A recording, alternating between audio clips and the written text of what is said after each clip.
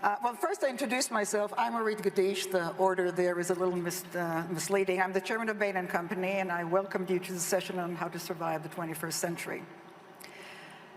I started by saying that this is not a new topic and mentioned that 18 years ago, Martin Rees, Britain's astronomer royal, published a book on the topic.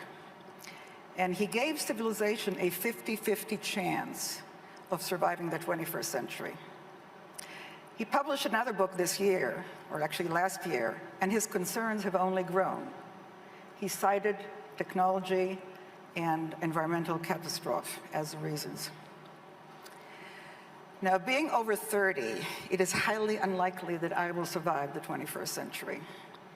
And some days, especially when I hear about the fires in Australia, or hear yet another example of our data being used to manipulate us surreptitiously, I find myself kind of glad of that, but I fear that the next generations may live to see horrific things. But perhaps not, especially if we start to really get serious about the existential issues that are coming now into plain sight. With us today is Yuval Noah Harari. He's a best-selling author of 3 books. The latest is 21 Lessons for 21st Century. He's a historian and a philosopher. He has thought long and hard about 3 existential challenges: nuclear war, ecological collapse, and technological disruption. Also with us is Mark Rutte, also an historian. He's been the Prime Minister of the Netherlands for 10 years. In 2019, the World Economic Forum Competitiveness Report ranked the Netherlands as 4th globally and 1st in Europe. It's a pretty good report card for a nation with some real challenges that are relevant to the topic we're going to be talking about today. As many of you know, about 1/3 of the country is below sea level. The Dutch are famous for their dikes.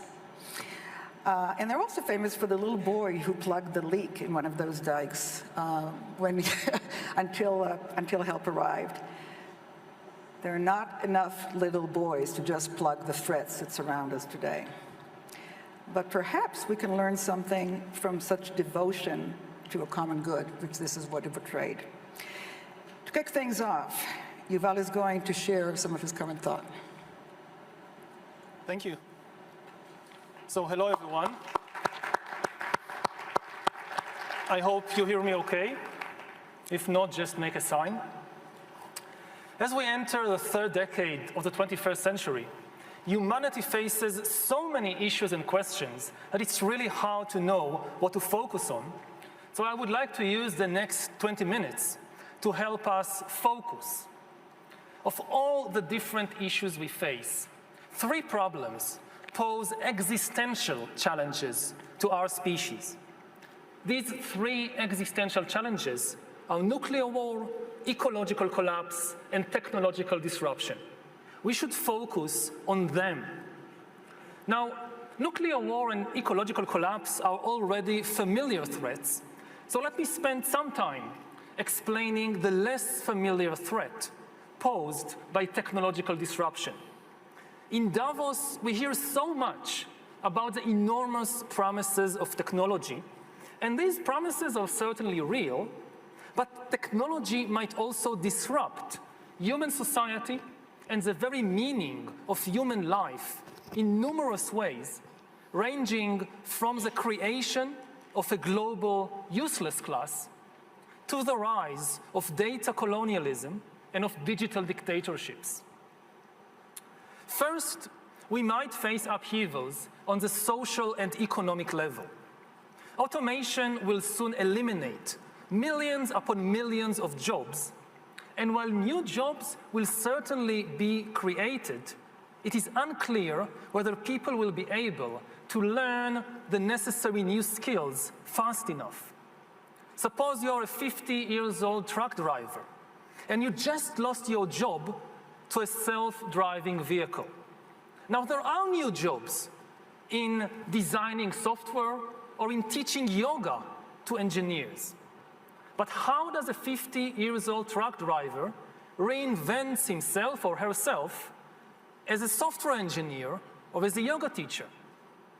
And people will have to do it not just once, but again and again throughout their lives, because the automation revolution will not be a single watershed event following which the job market will settle down into some new equilibrium. Rather, it will be a cascade of ever bigger disruptions, because AI is nowhere near its full potential. All jobs will disappear, new jobs will emerge, but then the new jobs will rapidly change and vanish. Whereas in the past, humans has had to struggle against exploitation, in the 21st century, the really big struggle will be against irrelevance. And it's much worse to be irrelevant than to be exploited. Those who fail in the struggle against irrelevance would constitute a new useless class. People who are useless, not from the viewpoint of their friends and family, of course, but useless from the viewpoint of the economic and political system. And this useless class will be separated by an ever-growing gap from the ever more powerful elite. The AI revolution might create unprecedented inequality, not just between classes, but also between countries. In the 19th century, a few countries, like Britain and Japan, industrialized first, and they went on to conquer and exploit most of the world. If we aren't careful, the same thing will happen in the 21st century with AI. We are already in the midst of an AI arms race, with China and the USA leading the race, and most countries being left far, far behind. Unless we take action to distribute the benefits and power of AI between all humans, AI will likely create immense wealth in a few high-tech hubs, while other countries will either go bankrupt or will become exploited data colonies. Now, we aren't talking about a science fiction scenario of robots rebelling against humans. We are talking about far more primitive AI, which is nevertheless enough to disrupt the global balance. Just think, what will happen to developing economies once it is cheaper to produce textiles or cars in California than in Mexico? And what will happen to politics in your country in 20 years when somebody in San Francisco or in Beijing knows the entire medical and personal history of every politician, every judge, and every journalist in your country, including all their sexual escapades, all their mental weaknesses, and all their corrupt dealings? Will it still be an independent country, or will it become a data colony? When you have enough data, you don't need to send soldiers in order to control a country. Alongside inequality, the other major danger we face is the rise of digital dictatorships that will monitor everyone all the time. This danger can be stated in the form of a simple equation, which I think might be the defining equation of life in the 21st century.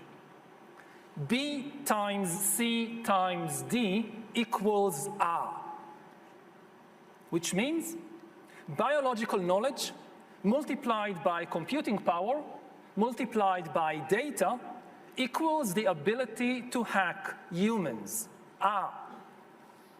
If you know enough biology and you have enough computing power and data, you can hack my body and my brain and my life, and you can understand me better than I understand myself. You can know my personality type, my political views, my sexual preferences, my mental weaknesses, my deepest fears and hopes. You know more about me than I know about myself. And you can do that not just to me, but to everyone. A system that understands us better than we understand ourselves, can predict our feelings and decisions, can manipulate our feelings and decisions, and can ultimately make decisions for us.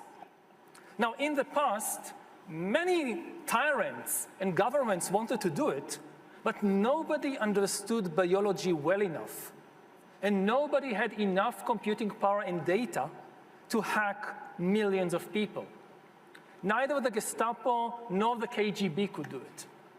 But soon, at least some corporations and governments will be able to systematically hack all the people. We humans should get used to the idea that we are no longer mysterious souls. We are now hackable animals. That's what we are. The power to hack human beings can, of course, be used for good purposes, like providing much better healthcare. But if this power falls into the hands of a 21st century Stalin, the result will be the worst totalitarian regime in human history, and we already have a number of applicants for the job of 21st century Stalin. Just imagine North Korea in 20 years, when everybody has to wear a biometric bracelet which constantly monitors your blood pressure, your heart rate, your brain activity, 24 hours a day. You listen to a speech on the radio by the great leader, and they know what you actually feel. You can clap your hands and smile, but if you're angry, they know you'll be in the gulag tomorrow morning. And if we allow the emergence of such total surveillance regimes, don't think that the rich and powerful in places like Davos will be safe. Just ask Jeff Bezos.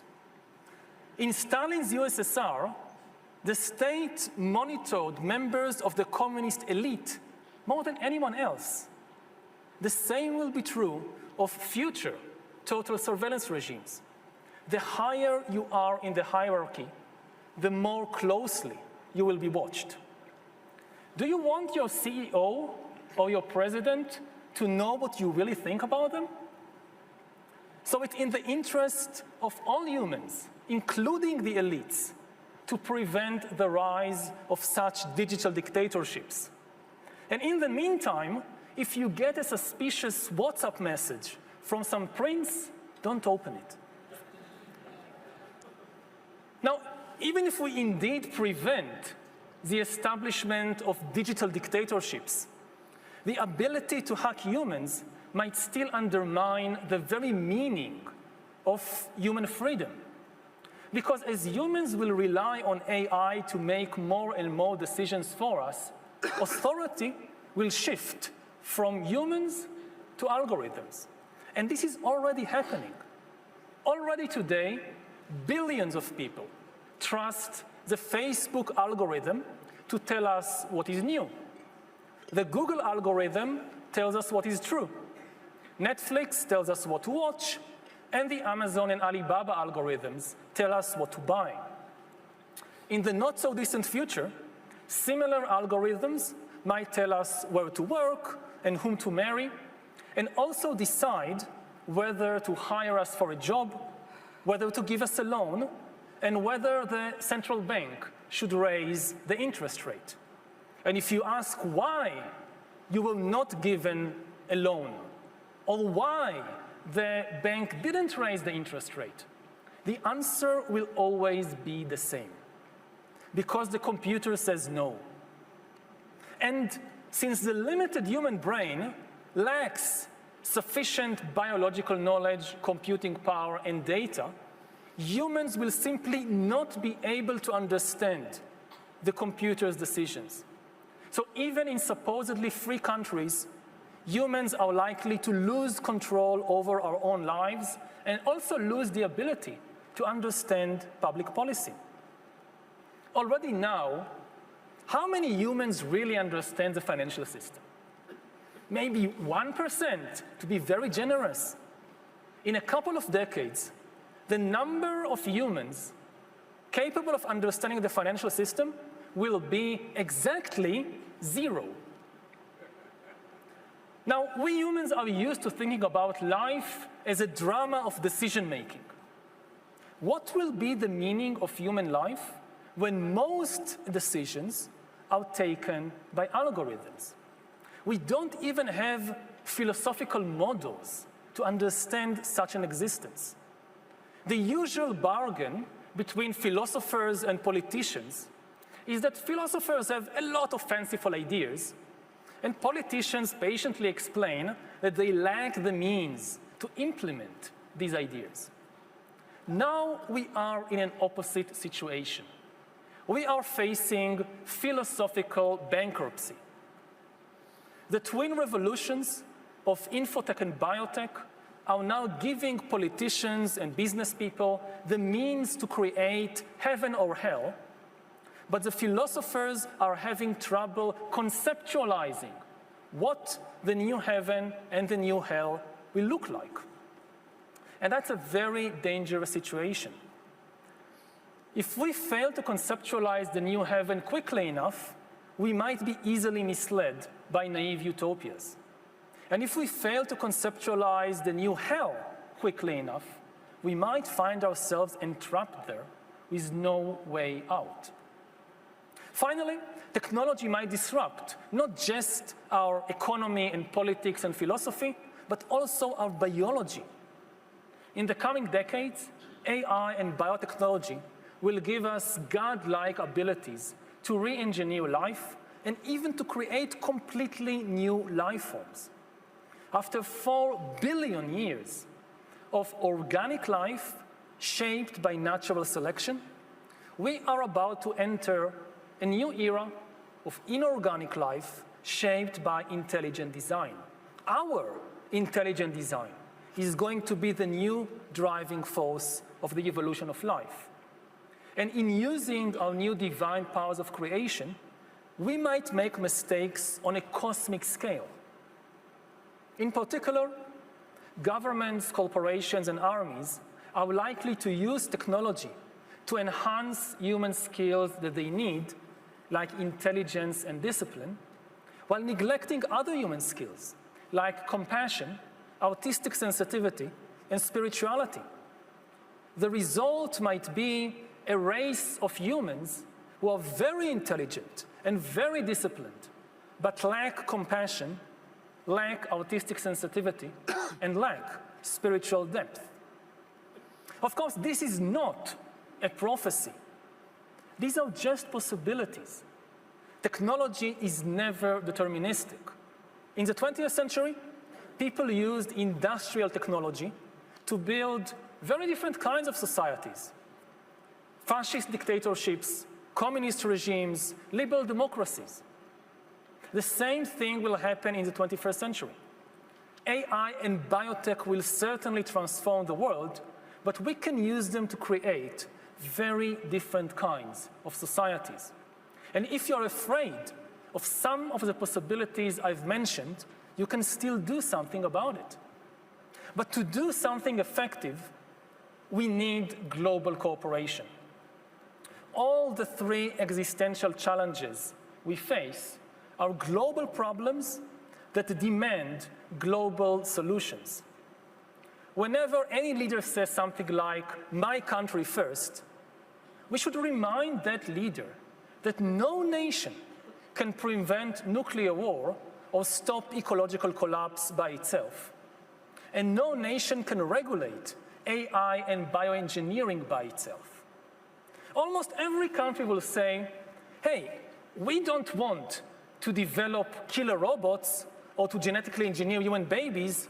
We are the good guys. But we can't trust our rivals not to do it. So we must do it first. If we allow such an arms race to develop in fields like AI and bioengineering, it doesn't really matter who wins the arms race. The loser will be humanity.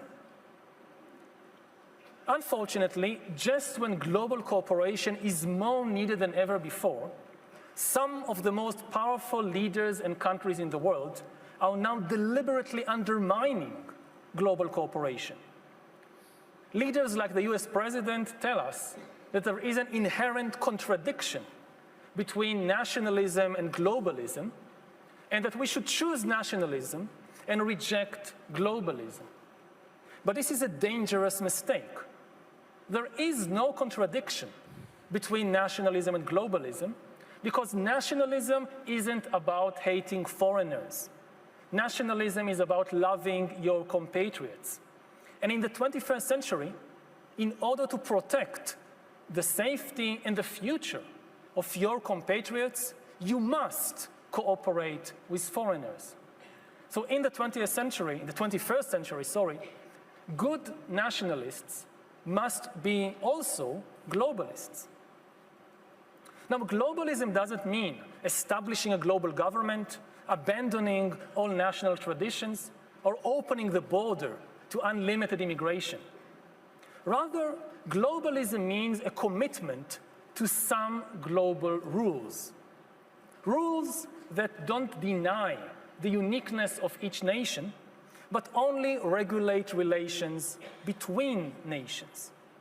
And a good model is the Football World Cup.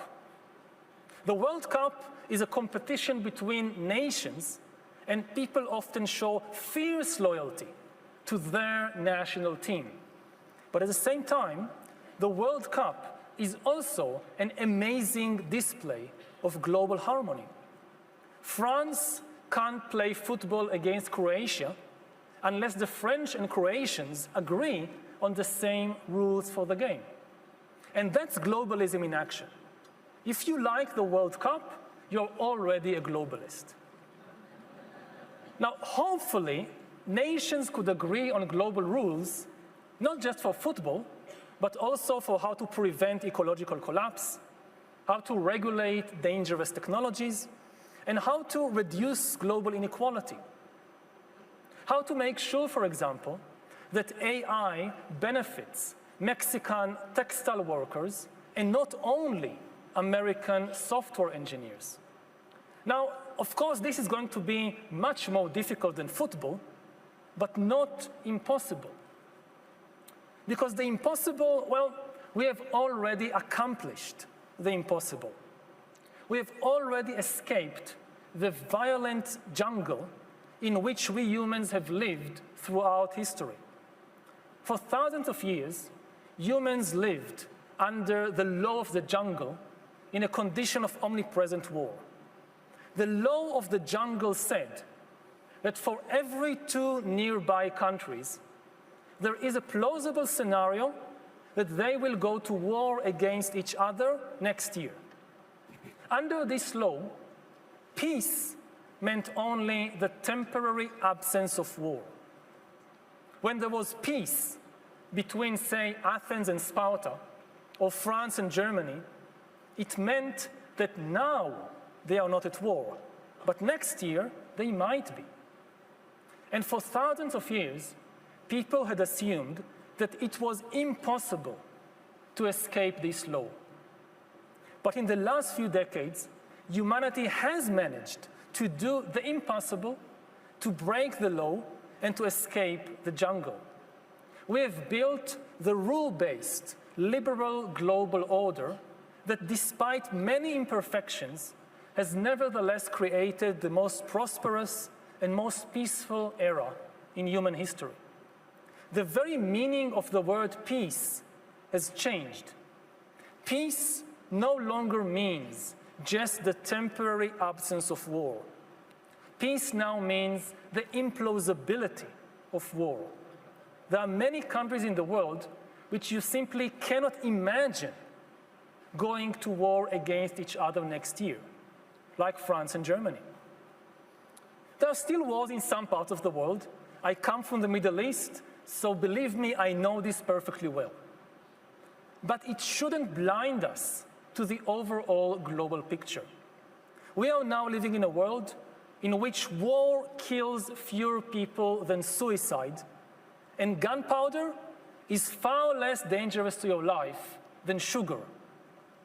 Most countries, with some notable exceptions like Russia, don't even fantasize about conquering and annexing their neighbors, which is why most countries can afford to spend maybe just about 2% of their GDP on defense, while spending far, far more on education and healthcare.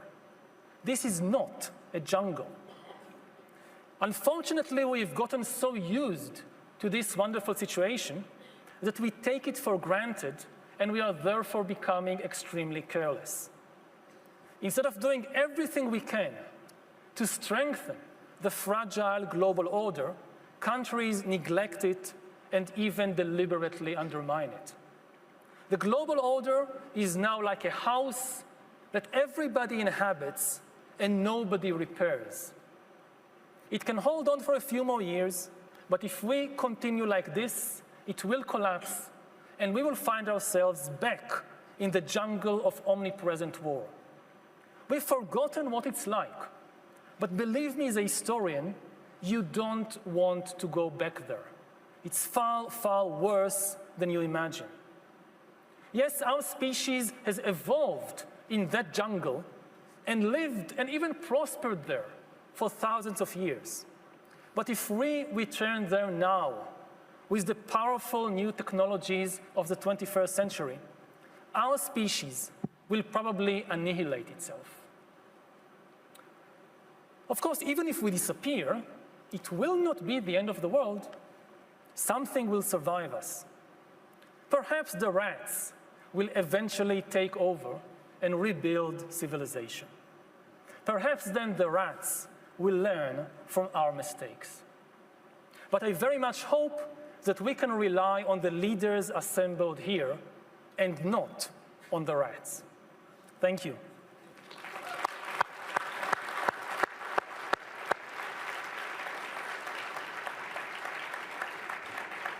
Very good.